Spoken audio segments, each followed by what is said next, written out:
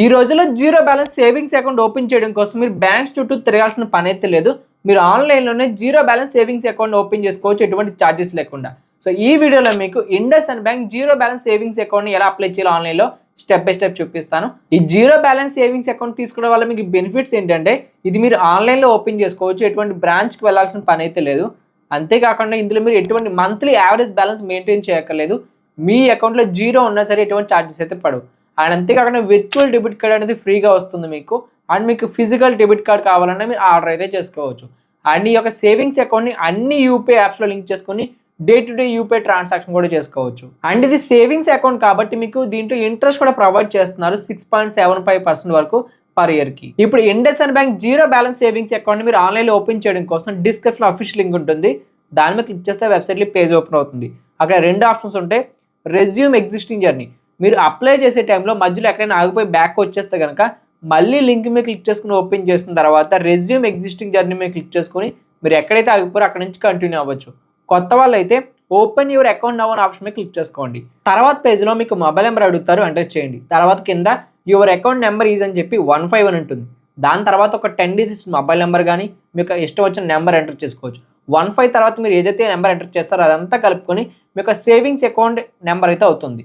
So మీరే select చేసుకోవచ్చు ఇక్కడ. ఆ తర్వాత కింద పర్మిషన్ టిక్ పెట్టుకుని కంటిన్యూ చేయండి.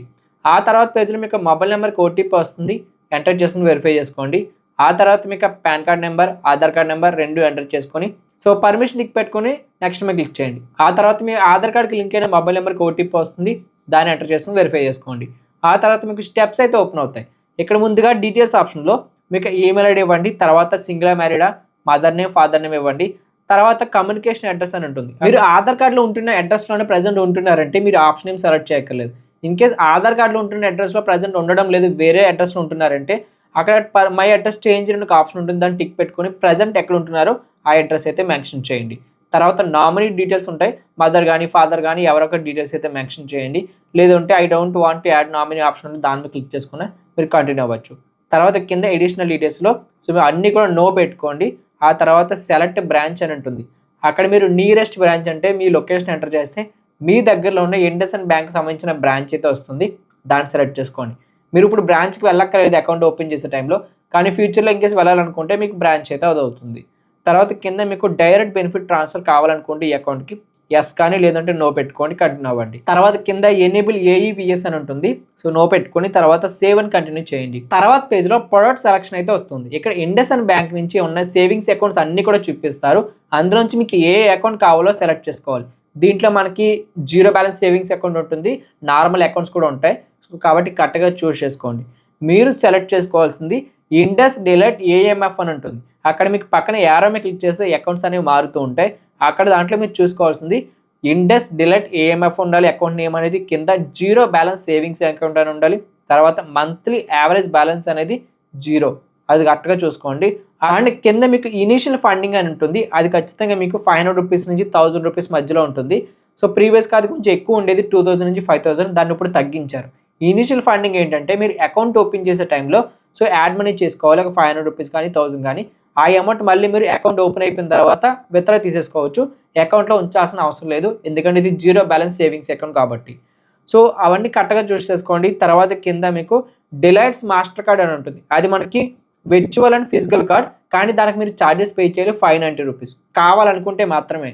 సో అలా వద్దు మాకు విర్చువల్ కార్డ్ సరిపోతుందంటే కిందే మీకు వీసా గోల్డ్ విర్చువల్ కార్డ్ అని ఉంటుంది, అది సెలెక్ట్ చేసుకుంటే మీకు విర్చువల్ డెబిట్ కార్డ్ అయితే వస్తుంది, యాప్లో ఉంటుంది. అండ్ అది మీకు ఎటువంటి ఛార్జెస్ లేకుండా ఫ్రీగా అయితే వస్తుంది. సో కింద మీకు వీసా గోల్డ్ విర్చువల్ కార్డ్ ఉంది కదా, దాన్ని సెలెక్ట్ చేసుకోండి. ఆ తర్వాత మీరు కిందకి స్క్రోల్ చేసుకొని సేవ్ అండ్ కంటిన్యూ మీద క్లిక్ చేయండి. తర్వాత మీకు అక్కడ మొబైల్ బ్యాంకింగ్ డీటెయిల్స్ కూడా మీరే ఫిల్ చేసుకోవాలి, అంటే మీరు యూజర్ నేమ్ పాస్వర్డ్ ఏం పెట్టుకుంటారో సో సెలెక్ట్ చేసుకోండి. తర్వాత పర్మిషన్ పెట్టుకొని కంటిన్యూ అయితే చేయండి. ఆ తర్వాత మీకు రివ్యూ అయితే వస్తుంది. ఇప్పటివరకు మీరు ఎంటర్ చేసిన డీటెయిల్స్ ఏవైతే ఉన్నాయో అవన్నీ చూపిస్తారు లైన్గా. మీ account number, branch, IFSC code అవన్నీ ఉంటాయి, మీకు ఇంటర్నెట్ బ్యాంకింగ్ డీటెయిల్స్. సో అవన్నీ కరెక్ట్గా ఉన్నాయో చెక్ చేసుకోండి, కావాలంటే చేంజ్ కూడా చేసుకోవచ్చు. సో అన్నీ ఓకే అనుకుంటే కింద పర్మిషన్ టిక్ పెట్టుకుని కన్ఫర్మ్ అయితే చేసుకోండి. సో ఆ తర్వాత లాస్ట్గా మీకు ఇనిషియల్ ఫండింగ్ ఉంటుంది, అక్కడ అమౌంట్ ఎంటర్ చేయమని ఆప్షన్ ఉంటుంది. కింద మినిమం ఫండింగ్ రిక్వైర్డ్ అని చెప్పి అమౌంట్ చూపిస్తారు, 500 రూపీస్ కానీ 1000 కానీ. సో అక్కడ ఎంతైతే చూపించారో ఆ అమౌంట్ ఎంటర్ చేయండి. ఆ కింద మనకి డెబిట్ కార్డ్ ఫీజు కూడా 0 ఉంటుంది విర్చువల్ కార్డ్ సెలెక్ట్ చేసుకున్న వాళ్ళకి. ఆ తర్వాత కింద పే నౌ మీద క్లిక్ చేసుకోండి. తర్వాత యూపీఐ సెలెక్ట్ చేసుకొని సో ఏదో ఒక యూపీఐ యాప్ సెలెక్ట్ చేసుకొని అక్కడ నుంచి మీరు పేమెంట్ అయితే కంప్లీట్ చేయండి. వన్స్ పేమెంట్ కంప్లీట్ అయిన తర్వాత మీకు లాస్ట్‌గా స్టార్ట్ వీడియో కేవైసీ అనే ఆప్షన్ వస్తుంది. వీడియోస్ కేవైసీ కంప్లీట్ చేస్తేనే మీ అకౌంట్ అనేది సక్సెస్‌ఫుల్‌గా ఓపెన్ అవుతుంది.